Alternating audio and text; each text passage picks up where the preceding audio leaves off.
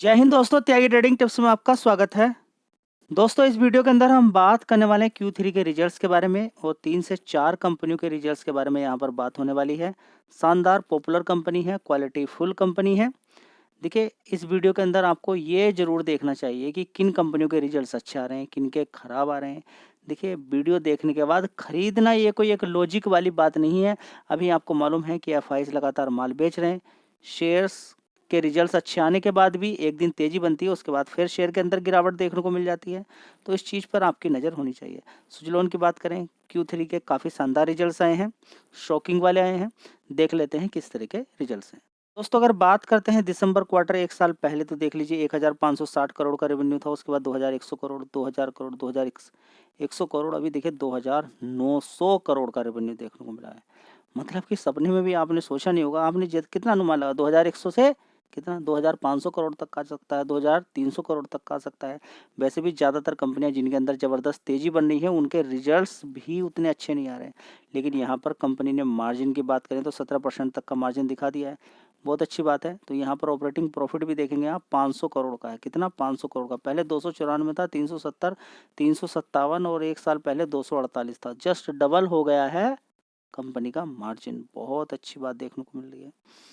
यहाँ पर अगर देखेंगे प्रॉफिट के अंदर भी 388 करोड़ का प्रॉफिट देखने को मिल रहा है। 201 करोड़, उससे पहले 302 करोड़, उससे पहले 254 करोड़, उससे पहले 203 करोड़। तो 300 की रेंज तो टच की थी, लेकिन 350 के आसपास नहीं आ पाया था। तो यहाँ पर आप देखेंगे बड़े ही शानदार कंपनी के रिजल्ट्स आए हैं। चलिए एक चीज़ और देख लेते हैं, कंपनी का रिजर्व कितना बड़ा है, 1764 करोड़ का। कंपनी पर कर्ज कितना था, 1900 करोड़ का। कितना हो गया, 150 करोड़। अभी भी कितना है, 277 करोड़ का ही कर्ज कंपनी पर है।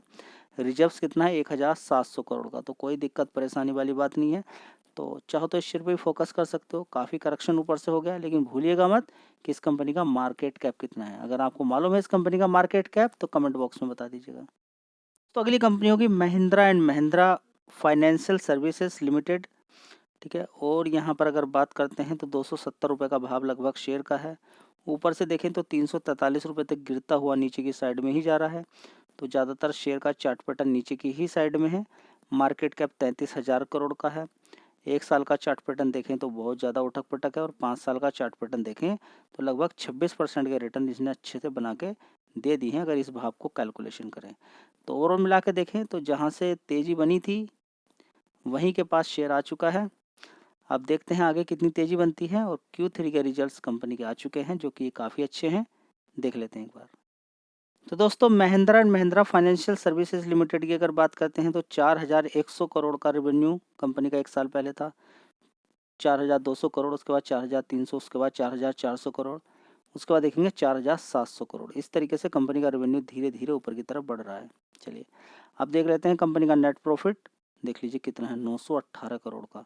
उससे पहले 390 था, उससे पहले 497 था, उससे पहले 671 करोड़ का था, और उससे पहले 623 करोड़ का।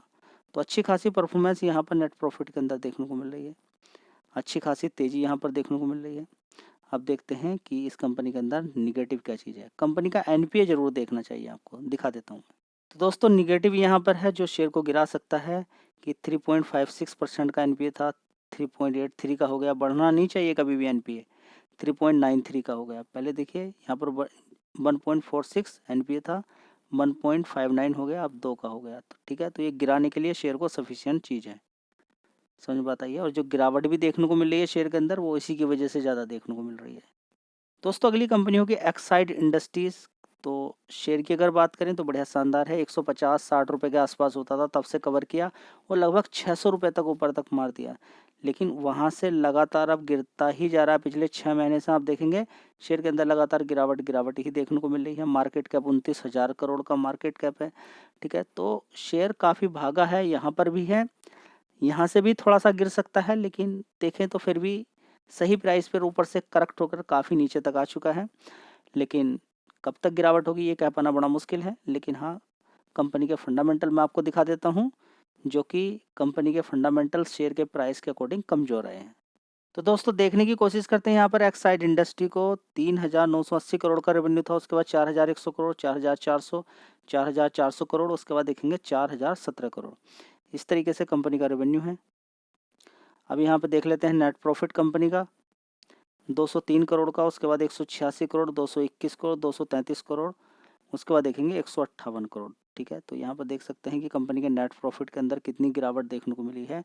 233 करोड़ से 158 हो गया, और एक साल पहले भी 203 करोड़ का था। तो काफ़ी बड़ी गिरावट नेट प्रॉफिट के अंदर देखने को मिल रही है, जिसकी वजह से हम कह सकते हैं कि शेयर के अंदर आगे आपको गिरावट भी देखने को मिल सकती है। चलिए, लेकिन एक पॉइंट इस कंपनी के अंदर बहुत ही अच्छा लगा मुझे कि 13,700 करोड़ का रिजर्व है, और कंपनी पे कर्ज मात्र 1,800 करोड़ का है। ठीक है, तो ओवरऑल मिला के देखें कंपनी बढ़िया है, कंपनी के अंदर कोई दिक्कत परेशानी ज़्यादा कोई खास नज़र नहीं आती है। प्रॉफिट ऊपर नीचे होता रहता है। अगर बिजनेस वाइज बात करें तो कंपनी बढ़िया है। गिरावटें सिर्फ एक अपॉर्चुनिटी हो सकती हैं, आने वाले टाइम में फिर रिजल्ट्स अच्छे आ सकते हैं। चलिए दोस्तों, अगली कंपनी होगी कोलगेट। अगर इसकी बात करते हैं तो पहले तो इसको सर्च करने में लोगों को दिक्कत होती है, तो यहाँ पर कोलगेट के साथ इंडिया भी आपको लिखना है। ठीक है, तभी लिखेंगे कोलपाल से आप इसको सर्च कर सकते हैं। 2,670 रुपये का भाव है। हाई कितना मारा था इसने? 3,800, लगभग वहाँ से 1,000 रुपये नीचे गिर चुका है। 6 महीने का चार्ट पैटर्न देखेंगे, ज़बरदस्त 16-17% की गिरावट देखने को मिल रही है। सभी शेयर्स के अंदर है। 72,000 करोड़ का मार्केट कैप कंपनी का है। लॉन्ग टर्म 5 साल की बात करें तो बढ़िया पैसा इसने बना के दिया है, और मैक्सिमम चार्ट पैटर्न देखें तो लगभग 25 गुना से भी ज़्यादा लोगों का पैसा कर दिया है। ठीक है, तो बड़ी तेज़ी बनी थी, उसके बाद गिरावट भी बनती है, उस हिसाब के रिजल्ट्स आने चाहिए। तो देख लेते हैं कि किस हिसाब के रिजल्ट्स आए हैं। तो दोस्तों, फ्लैट रिजल्ट्स भी सही होते हैं, लेकिन अगर शेयर का प्राइस ज़्यादा हो तो गिरावट हो जाती है। 1,300 करोड़ से कंपनी का प्रॉफिट 1,400, उसके बाद 1,400, 1,600, तो यहाँ पर बढ़ना चाहिए था, लेकिन फिर दोबारा से 1,400 करोड़ का ही सेल्स हो गया है। ऑपरेटिंग प्रॉफिट भी अगर देखने की कोशिश करते हैं 454 करोड़ का, उससे पहले 497 था, 508, 532 था, उससे पहले देखेंगे 468 था। 468 करोड़ और यहाँ पर 532 करोड़, 508 करोड़, इतना अच्छा ऑपरेटिंग प्रॉफिट घटकर इतना रह गया। तो रिजल्ट्स आपके सामने ही है कि शेयर के अंदर भी धीरे धीरे गिरावट ही देखने को मिल रही है। तो प्रॉफिट देख सकते हैं 323 करोड़ का करंट क्वार्टर, उसके बाद उससे पहले 395, 364, 380 था, और उससे पहले 370 करोड़ था। ठीक है, तो ओवरऑल मिला के देखें तो रिजल्ट्स के अंदर उतनी जान नहीं है, तो शेयर के अंदर गिरावट आपको देखने को मिल रही है। दोस्तों, अगला शेयर होगा AMI ऑर्गेनिक्स लिमिटेड। इसकी बात करते हैं पिछले 1 साल की, तो देखिए तेजी बनी है, और 5 साल का चार्ट पैटर्न देखेंगे तो आपको हल्की हल्की तेज़ी दिखाई देगी। चलिए रिजल्ट्स इस कंपनी के देख लेते हैं। 6 महीने से तो थोड़ी सी तेज़ी है, फ्लैट शेयर हुआ है, 7,000 करोड़ का मार्केट कैप है, 1,880 रुपये का भाव यहाँ पर देखने को मिल रहा है। तो देख लेते हैं कि कंपनी के रिजल्ट्स कैसे आए हैं। दोस्तों, अगर बात करते हैं AMI ऑर्गेनिक्स लिमिटेड की, तो देखिए यहाँ पर 166 करोड़ का रेवेन्यू था 1 साल पहले दिसंबर 2023 के अंदर, उसके बाद 225 करोड़, 177 करोड़, उसके बाद 247 करोड़, अभी देखेंगे 275 करोड़ का रेवेन्यू देखने को मिल रहा है। बहुत अच्छी बात है।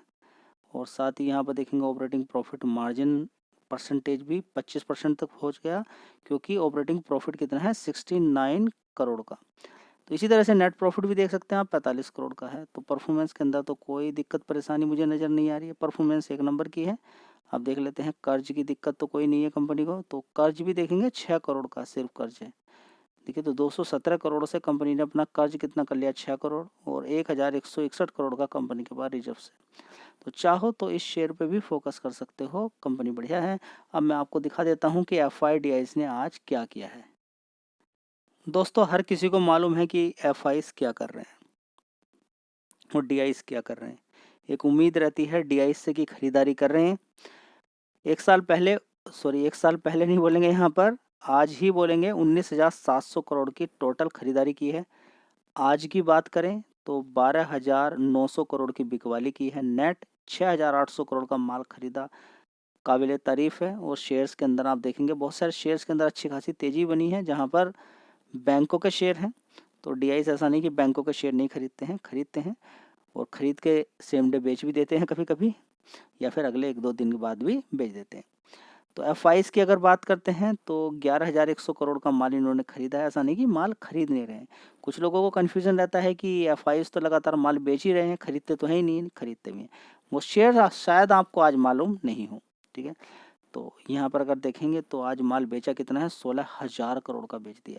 11,000 का खरीदा, 16,000 का बेच दिया, नेट 4,900 करोड़ का माल बेच रहे हैं।